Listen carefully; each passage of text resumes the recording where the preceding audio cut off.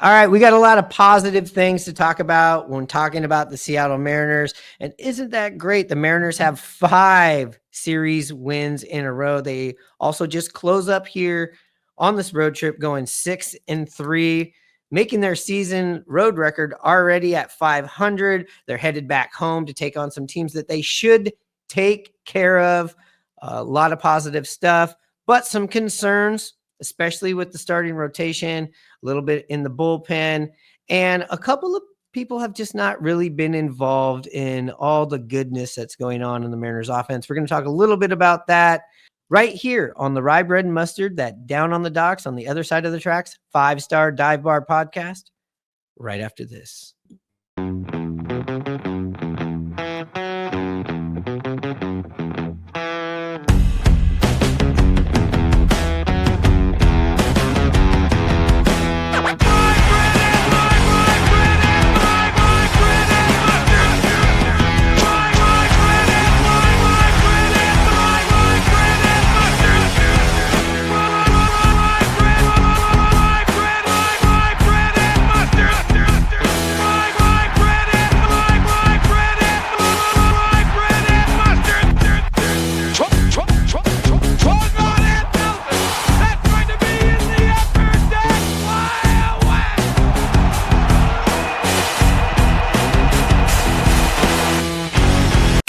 Rye Bread and Mustard, a Mariners podcast. We have the one and only Mr. Tom Hutler. Do you have any of your favorite stories from the Kingdom? There was a time we had an earthquake, and so they were going to evacuate the building. So I was like getting up to go leave. They go, "No, you can't go. You got to read these safety things." It's like, do we need to tell them that there's smoking's only on the exterior ramp? Yeah. And Dave came shooting past. He signed off. I'm going, wait, I'm the only one here. Listen and subscribe to Rye Bread and Mustard, a Mariners podcast, wherever you get your podcasts. Well, the Mariners, at the time of us doing this recording, are now in first place in the AL West. And I think from what we've been seeing, I think this is a sustainable winning thread here that the Mariners have started.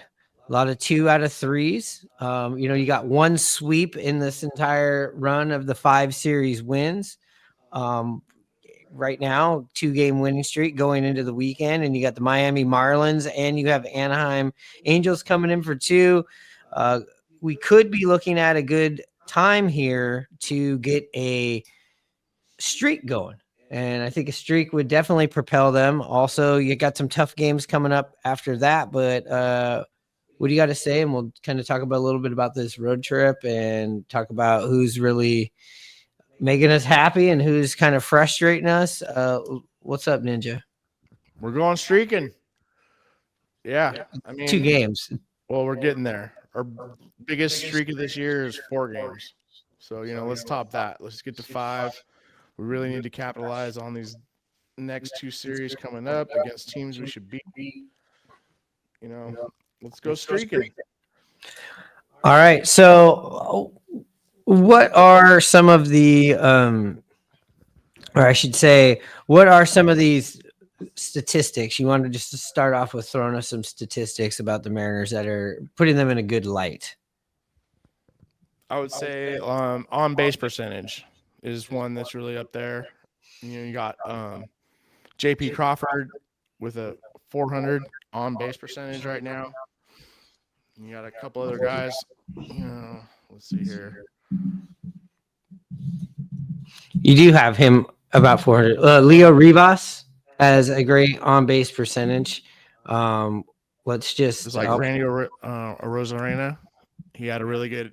he's making good contact. He's sitting about 220 or something, but he has that 360 on-base percentage because... What do we see? This statistic was the Mariners have seen the most pitches this year, or we're second. Tied for second for most pitches. So we're right up at the top of the league for, having most pitches or amount of pitches per at bat. And that was totally key for us today, right? Yeah, it is. The on base percentage at the end of the lineup has been the key, at least here on this road trip. They've gotten on base when, we've had some big swings at the top of the order. You've also seen recently, JP Crawford finally cashed in on a home run, his first of the season. You get that once in a while from him down in the 9 spot, and him just getting on base like he has been all season. Even when he started off pretty slow, he was still getting on base. In fact, I'm going to pull up the last score. You got something to say about their on base percentage? Oh no, it was more about pitch count and how many pitches we're making these guys throw, because Crochet today had 50 pitches thrown after 2 innings, and then he came out and had some more, some better innings, but we're making these pitchers throw, we're trying to get their starters out by the 5th or 6th inning. And, yeah, they did a great job of that today. I mean, that's got to be the goal when you have like an ace like that. I was a little bit scared when he did bounce back with a 6 maybe 7 at the most pitch inning to follow, but they did enough damage. And Bryan Woo in this last game, outstanding, especially at Fenway. You can also say that what we got from Hancock at Fenway was great this series. So 2 out of 3 ain't bad, especially in a place that has given the Mariners a fucking really hard time over the years. And they kept mentioning that on the broadcast. Which would bring me to my second stat is Bryan Woo is second in baseball in wins. He's 3-0 right now. I mean, there's 3 other guys I think that are 4-0 or 4 more, but he's right up there with being one of the better pitchers in baseball right now. Right now, would you say he is is he dealing the best right now as far as the Mariners pitchers? No, I would say that's Logan. Still. Yeah, because Logan is, still in the, what was it, top 20 of strikeouts. He was up there. Woo is, in the top 30, but Logan was up there. I'll find it right now. But well, I'm just gonna pull up Bryan Woo's stats here. The season he's 3-1, ERA just a little bit over 3, 32 innings pitched. I know it's 30 strikeouts to 8 walks, I believe. 7 walks. So he's got 30 strikeouts to 7 walks. He's got a whip of 0.97. If we go and we look at Logan Gilbert, pull up Logan Gilbert's stats. I'm hating to. Yeah, 7th with 41. He's in the top 7 with 41 strikeouts. Okay.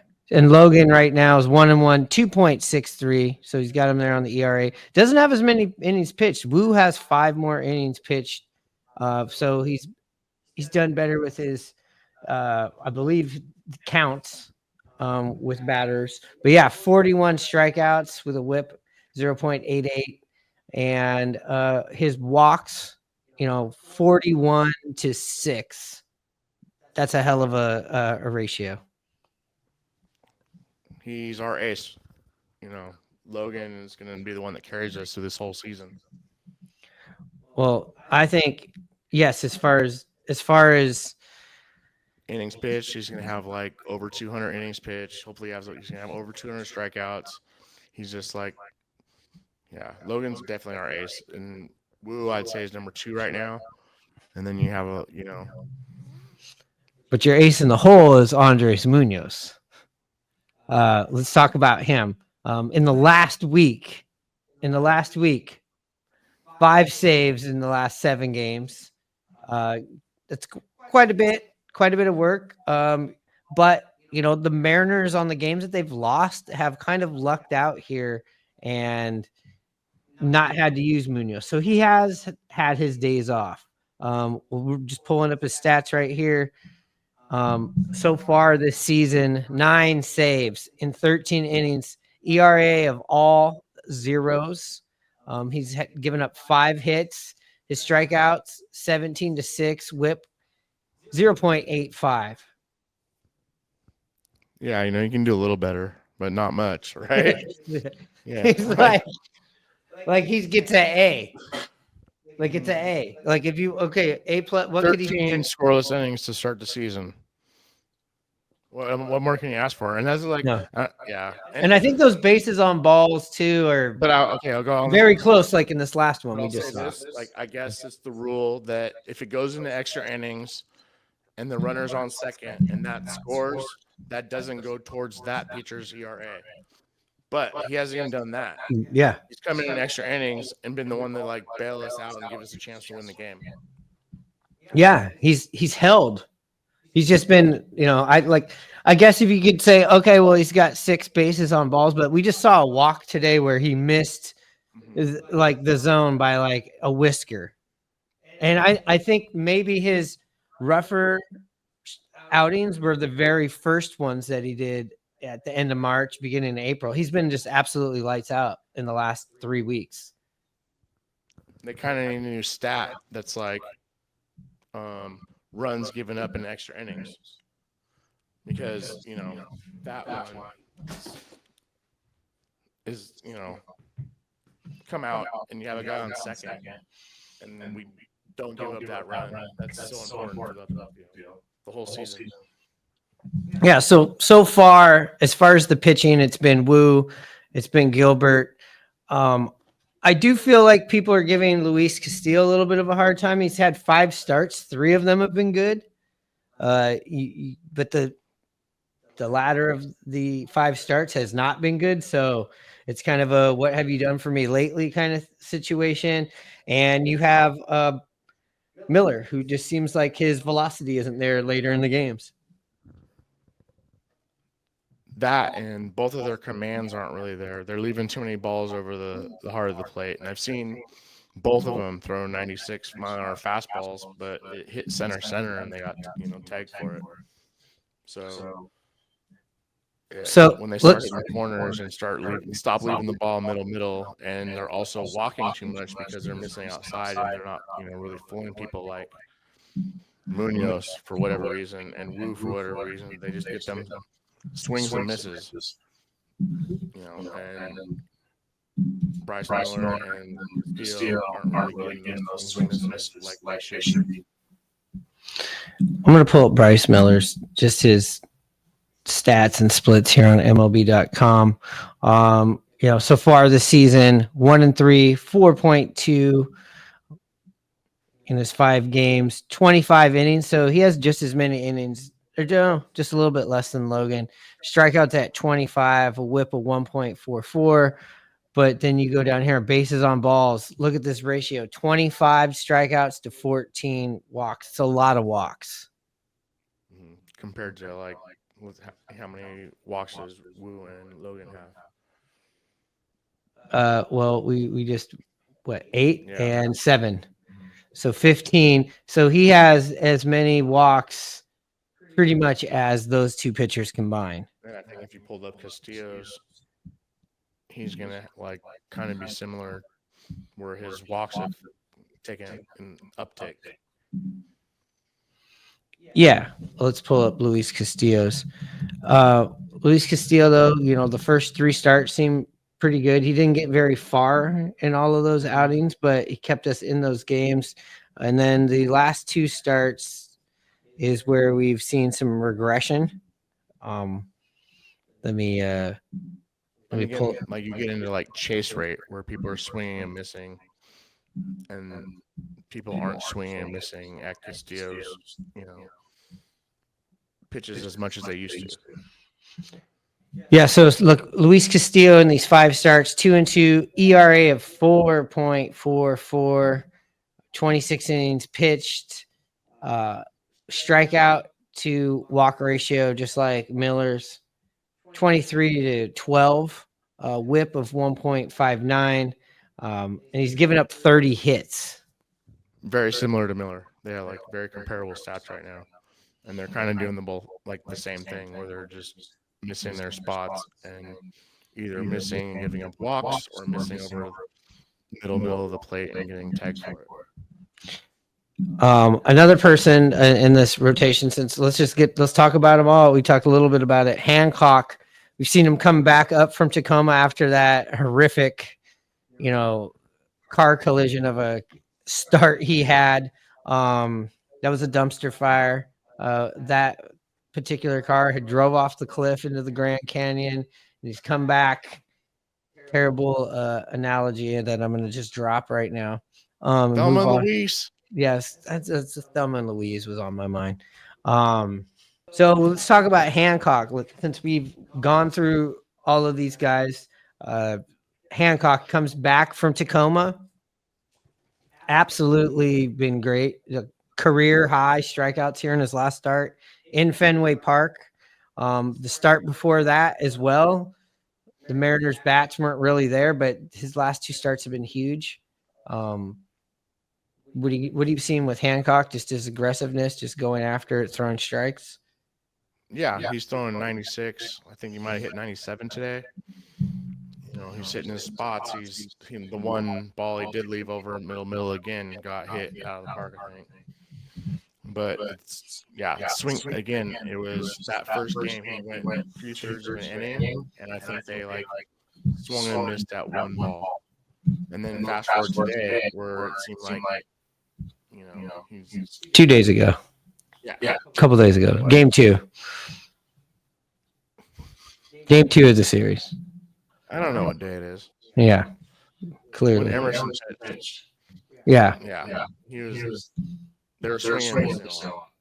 Put that way. Yeah. If you go and you just look up, if you're just like a fantasy owner or just jumping in on, let's look up some Hancock stats on his season stats. He's 1-1 with a 7.7, but he didn't get what? How many runs did he give up in that game? 6 or 7. He's only got 10 on the whole year. So if you take that start away, he's had 2 quality starts, and it was the first start of the year. It just wasn't ready. Well, Emerson has 1 quality start, and so do Bryce Miller and Luis Castillo, I think. And I think there's one other person that has a quality start, and then Woo has 4 quality starts now. Mm-hmm. So that's kind of completely opposite of how we started last year, where everyone was going off and pitching 6 innings, and we had so many quality starts. Now it's not quite there yet. So if we start getting these quality starts and pitchers are going 6 innings, giving up less than 3 runs, that's what we need. Yeah, and definitely the middle bullpen has been up and down. We've seen some games like today where they just bend but don't break. We've seen other games where they do just enough to keep you in, like game 2 in this series. And then we've seen other games where they haven't been able to keep us in the game, or even, compromising a lead. Outside of Munoz, it's kind of been a tricky time there for the bullpen. But I think some people have been stepping up. Definitely, I like the way that Vargas is pitching. Yeah. Thornton's pitching really good, and Gabe Spire. He's, everyone's kind of had an uptick in velocity. I think I've noticed that, and even Bizzardo. And the thing that hurting us is command of the fastball and walking people when those guys come in. When they don't do that, and they're all throwing 97. Hopefully get Santos back, but pretty good bullpen. We're getting Brash back, and who knows when, but that's gonna be fun to watch. Yeah, in this last game, the Mariners only had 2 walks as a team. You go back to, let's just look at the games that they've lost. It's pretty simple. I think the stats will prove it. It's when they walk people, the Mariners lose. It's gotten to that because if you go back to game 1 of the series, Bryce Miller had 4 walks. Bizzardo had 2 walks. Thornton had a walk, so that's 7 walks. That's too many walks. Let's go back and look at another game that they lost on this road trip, which would have been game 1 of the Blue Jays series. That was there was quite a bit of, I think there was some walks in game 2, but that was the offensive shootout. But actually the game that we lost, that Woo pitched, he gave up 2 walks in 7 innings, and that was it. So that was just a matter of the Mariners just not hitting. at all, which we're accustomed to that. We're seeing less of that though here in the last 3 weeks. And, going back to the first game on the road trip that the Mariners lost, hopefully this is backing up my theory. Yes, you had another 7 walk game where you're giving up 7 walks. Your starter's giving up 4. That was Luis Castillo. And then Santos gave up 3. So that's somebody that you sent down to AAA. So the Mariners can keep the walks down. They seem to be pretty successful. On the other hand, Mariners have been walking the on-base percentage. Let's switch over to the offense. There's a lot to talk about that's very positive. I know we're started off with, breaking down the pitching concerns, but this offense I think it's safe to say, has bailed this team out and kind of carried the team here of late. Definitely. If it wasn't for our offense, we'd be 5 games under 500 right now because it's nice to see kind of them bailing out our pitching instead of, usually been vice versa. Yeah. I mean, on this road trip, going back to the Cincinnati series, we'll just rattle it off. Yeah, they lose the first game, but they put up 4 runs. Typically, if the Mariners could score 4 runs like they did here in Game 3 of the Red Sox series, you'd figure you're going to get a victory. Then they win the second game in the series with 5 runs. Then they score 11 in extra innings to win that game. The game that they lose, they score 1 run. The game that they win, they score 8 runs. 8 runs on Saturday and 8 runs on Sunday.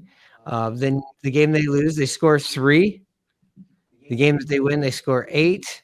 And today's 4. So you're getting you'll take that offense in a 9-game span where 6 of those games you're scoring 5 or more runs out of 6 games, and 3 games that 3 games that you scored under 5. I'll take that every time. Well, I thought it was interesting that we lost the first game of every series, and then we came back and won the second 2 games of every series to end the road trip 6-3. And then there was our 5th series win in a row. It was like, man, it's actually pretty good baseball. Yeah, I think it's impressive that you can lose and come out and just and go get these victories. Let's just say you get into the playoffs. That's what you have to do in series. No, we were supposed to lose today against the, second best pitcher in baseball, And it just seems like the Mariners have been stepping up their game this year. That's almost what do I count? The 7th Cy Young winner, or no, Crochet was number 2, but we've also faced DeGrom, Verlander, Skubal, Robbie Ray, and there's more in there. Yeah, the Mariners have been up in some of these series where they lose a game and then you're like, oh shit, we're gonna have to face Crochet in Game 3, so we have to win Game 2 or else this is going to be a sweep. And then that hasn't worked out that way. Even going back to the beginning of the year with Skubal too, where you go out and beat them. And all of those games, I believe that they get, if I can remember correctly, they got a lot of walks. I mean, they got 5 walks off of Crochet in Game 3 here. We chased Verlander, we chased Skubal, we chased all these really good pitchers that we're supposed to be losing against, and that's the best sign for me. Yeah, and we started off earlier and we kind of went into the pitching, and that's fine. But let's talk about guys that have really stepped up here in the last,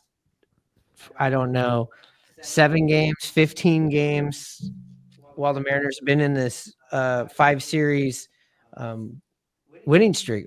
Winning 5 series straight, I should say. The streak of that. 5 series winning streak.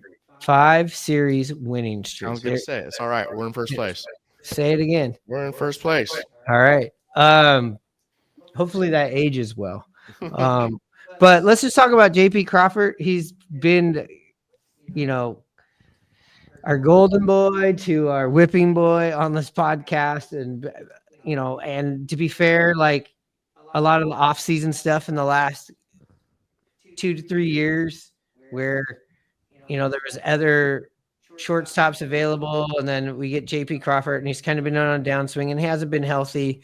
But man, we're getting that JP that we saw back in 2022 or 2023. The good little window that he was in there. And I'm pull this up on the screen as well. But in the last 15 games, he's hitting 306, just going in the last 7 games, 393. Just in the last 7 games, slugging 536, an on-base percentage of 433, all season long 400. On-base percentage, and he's gotten the walks. He has 16 walks this season already, and those 16 walks, he scored 11 times, 19 hits. He's played well in the field. What do you got to say about JP Crawford?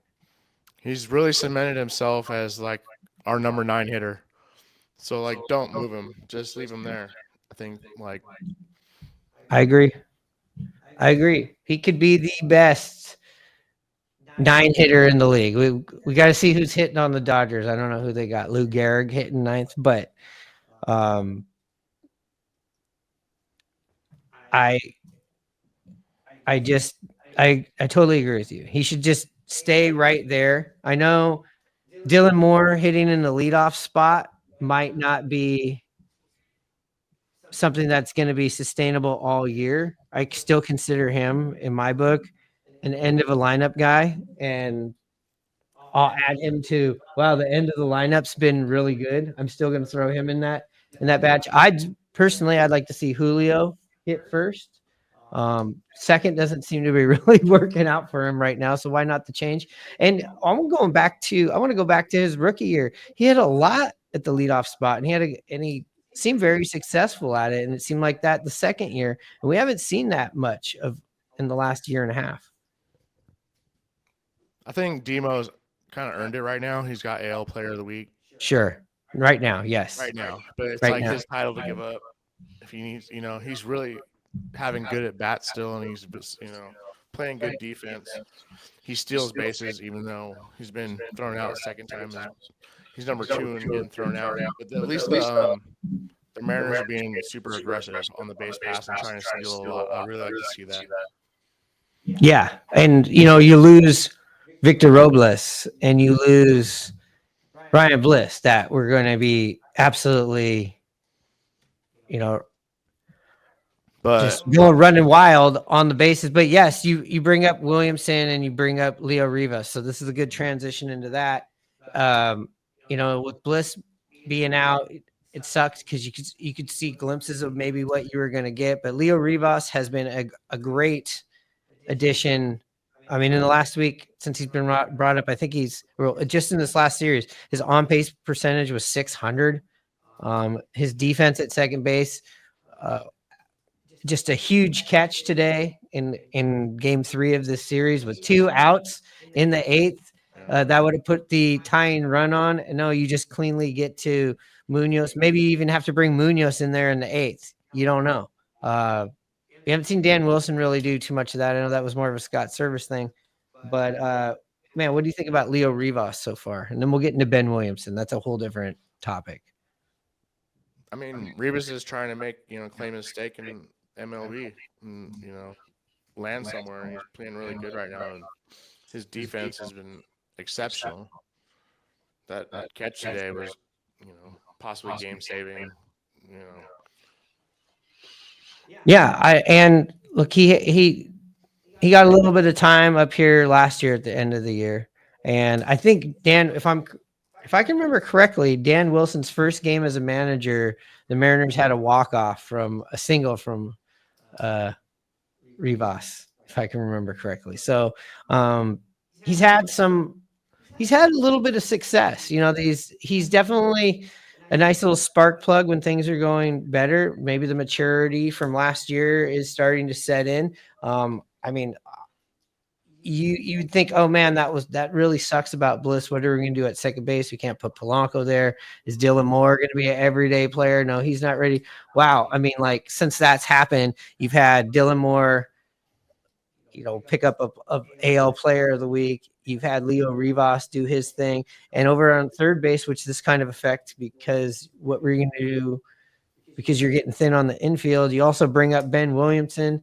Everybody knew about the glove, but man, this guy just looks confident. He's hitting over 300. He already has a career, a home run. He's got 3 RBIs. What about Ben Williamson? It was awesome seeing him called up, because I wanted to see him play defense. And then, like, he hasn't really got a shot at, showing off that aspect of his game yet. He's had a couple really good plays. But I think there's more out there.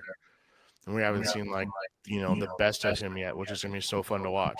And just to see him, like, hit over 200, which is like the Mariners, like, minimum. It's like, can you do this? And he actually comes out and he's having good at bats and taking pitches and walking and hitting the ball the other way. Yeah. I think we got to go in Ben Williamson. Yeah, and Miles Masterboni's been pretty solid for us too. It's kind of like having 2 Dylan Moores. Masterboni's, quietly put together a pretty good season so far. And we also, like you said, we've seen the resurgence of Polanco at the plate. And I feel like for the first time in a long time, we can say, I think the DH position on the Mariners looks pretty good. You have him, and occasionally you can have Garver or Cal Raleigh. Okay. You can have Cal Raleigh at DH. So I'm feeling good about it. I know that over the last few years, they're like, we're going to rotate, we're going to do this.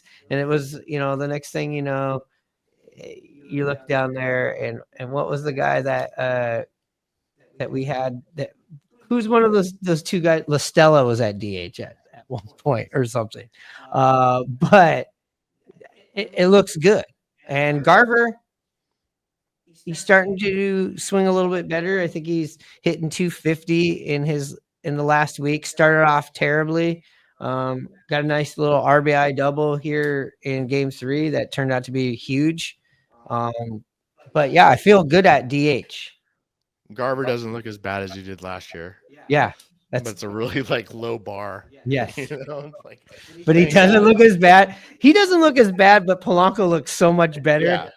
And then you sort of insert Cal in there when he needs to be in there. I think you're looking pretty good at DH right now. You're looking pretty solid. I know that you've talked about, and other people have, why don't we bring in JD Martinez? But then what do we do with Polanco? No, it's because fucking Solano. I don't want to get into it, but you've taken up a roster spot. If you're gonna what good is he? He's your right-handed first baseman. So, well, just because you want to really complain about somebody, I'm going to pull up Donovan Solano's stats as you just want to bring down the positive episode. You insist on bringing the mood down, so I will oblige you, and I will bring the mood down. All right. It's been such a positive episode that maybe this is just the one negative thing that we can talk about with the Mariners, because I think everything else has been. Well, just like winning is contagious, losing is contagious, positivity is contagious, and shit talking is contagious. But it's a lot of fun sometimes. So let me pull up his stats for you, just because you want to do it. Again, I don't want to do this, but I feel like we got to. I can tell you his stats. So I'm glad he raised his on-base percentage to 100 today. You're correct. His on-base percentage at this point is 100. Yeah. What's his batting average? 0.75. Ooh, you're not giving enough credits. 0.79. 0.79. Oh, yeah, he got a hit today. Okay, what's his slugging? Slugging, I couldn't tell you. I know he has 0.79. Oh, same. He has 3 hits on the season. Yeah, and do you want to know his strikeout to walk ratio? It is 16-1 now, or 13-1. Sorry, 13-1. He's scored once. He got his first walk today. He's got 3 hits on the season. So Ben Williamson got as many hits in one game as Solano does all season. Mm-hmm. So, I mean, what more can you do? You can't kick him anymore. no. You're 25 games into it, but yes, I feel like a hypocrite, but saying this, but he is 37. But this is the time in somebody's career where you could see them definitely just fall right off the waterfall. We've seen it with the greatest of players. Come on, what did Hannah say? What did Hanno? Yes, Hanno. Hanno said earlier, well, it wouldn't be a Mariners season. Sorry. Oh, yes. Okay, I remember what he said.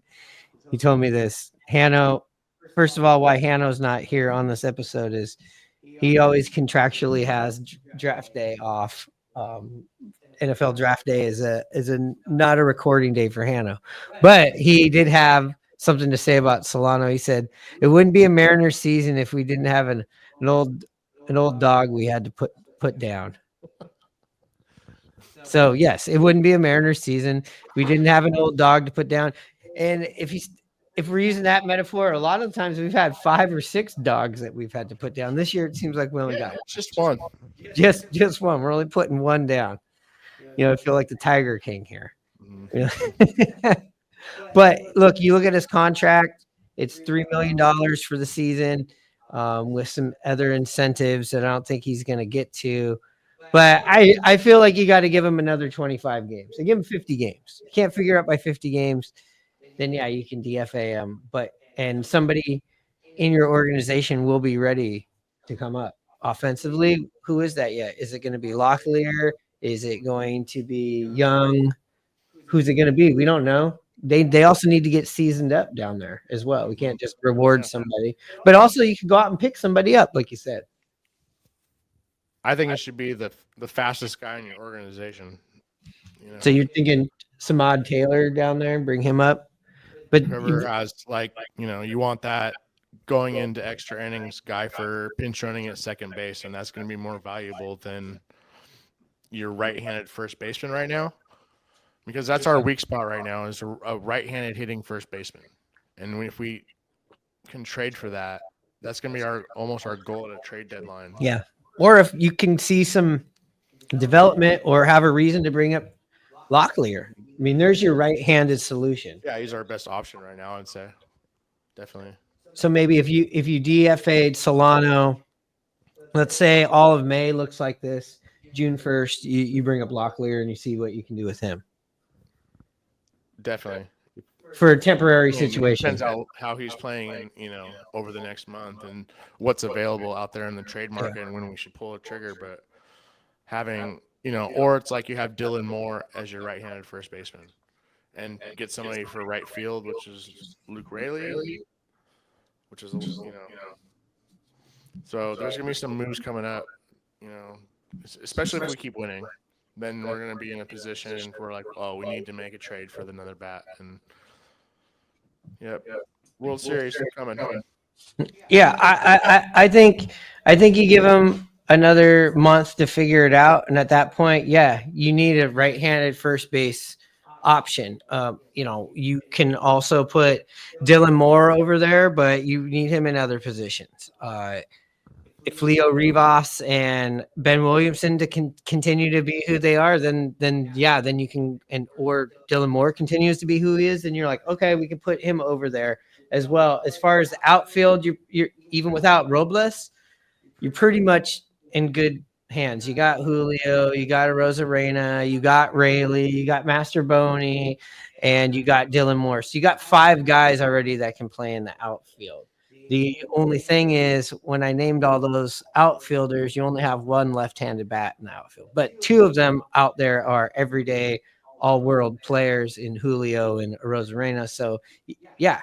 And it seems like you have third base kind of it's stabilized right now, especially with all those utility infielders, including Rivas. So you're looking all right there. So overall, the Mariners are looking pretty good. Again, you'd like to see Luke Raley get much more luck go his way. I think last week we saw something where he is the most unluckiest hitter in all of MLB. Yeah, however they compute those things, it's like he's hit the ball so much harder, but right at people than anybody else. But yeah, we kind of had the discussion, and I kind of agree with you that, well, Tony Gwynn and Ichiro hit it where people weren't, and that's he might have exit velocity and barrel rate and all this stuff, but it doesn't really matter unless you're hitting. You know how to hit where they aren't.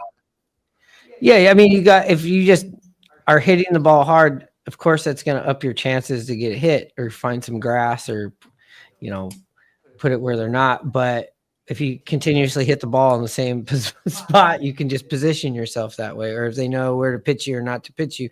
But there's a lot of luck, and like hitting them where they're not you're correct. And that also means like maybe even taking a little bit off of, using that bat like you do in a pool or something else with a little bit of finesse.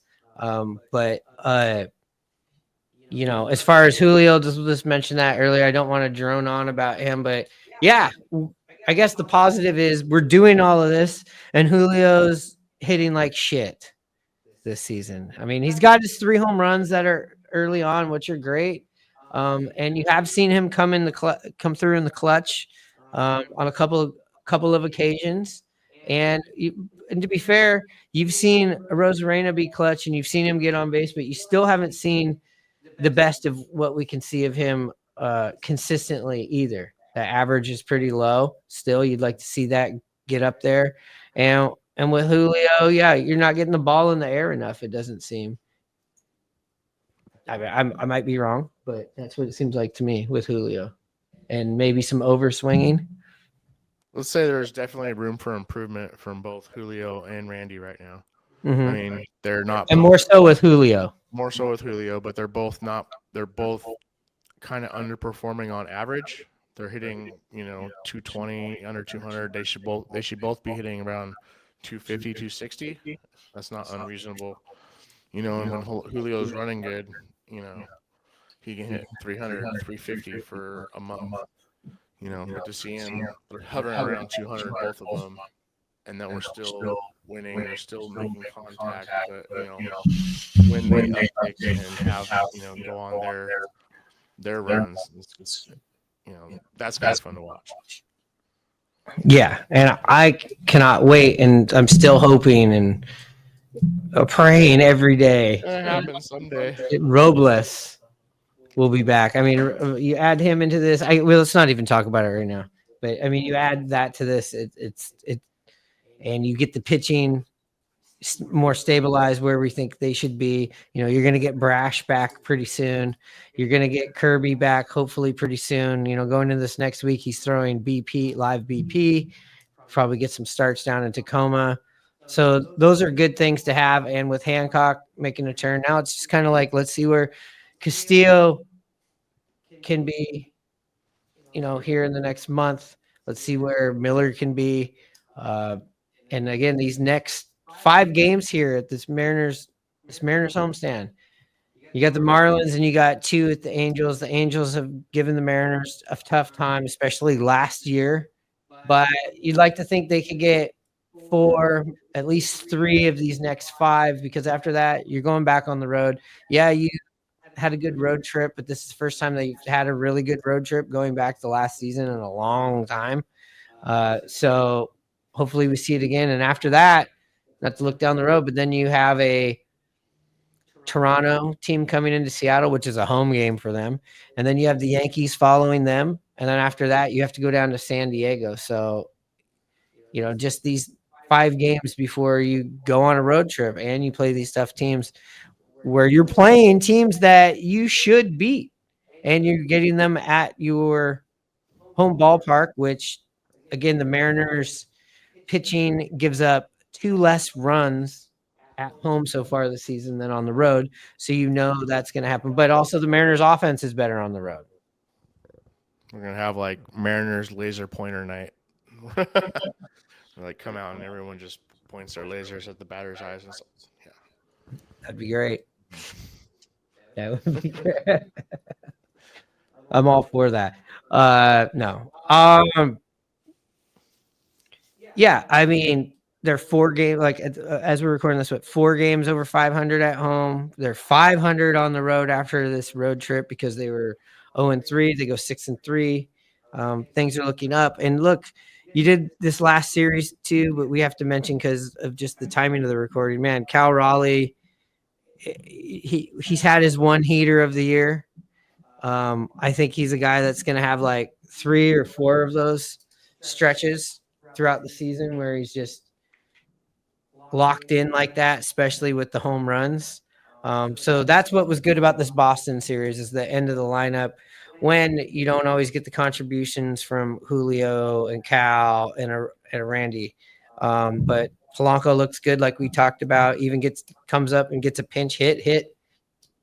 So he's even doing it when he's getting called off the bench and he's cold. I feel like the Mariners are in a great spot. I feel like this is even stronger than how they were looking last year, especially offensively. But as far as balance, even if the Mariners pitching couldn't quite get it together, like to the level that we think they can, the improvement in the hitting is making that okay. Let's win these next 5 home games. Then go on a real streak and try to get 10 games over 500. Then we'll be talking. I think it's going to happen. Yeah, I think we've pretty much, talked enough. We can just wrap this shit up. But also want to thank people for liking and subscribing.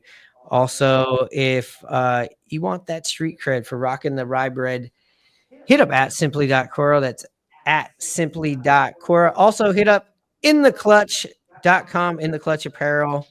Drop that code rye bread and mustard. Get all kinds of sports license shirts where the money goes directly to the player, not to Fanatics or the team. With that being said, we'll be back after this series. We'll be back Sunday night, late Sunday night. We'll be getting this podcast on the podcast side early Monday morning, but late Sunday night, we're going to do an episode, Ninja. And looking forward to getting back up to Seattle. We'll be down at Tacos and Tequila during the Yankees series. And also, before that Yankees series, I should say, location to be determined. We're going to be at the Sacramento A's, the Athletics Mariners series. And we'll be doing a live on location recording on the 7th of May. Location to be TBD, but might have some swag with us. Anyways, with that being said, Ninja, you know what time it is.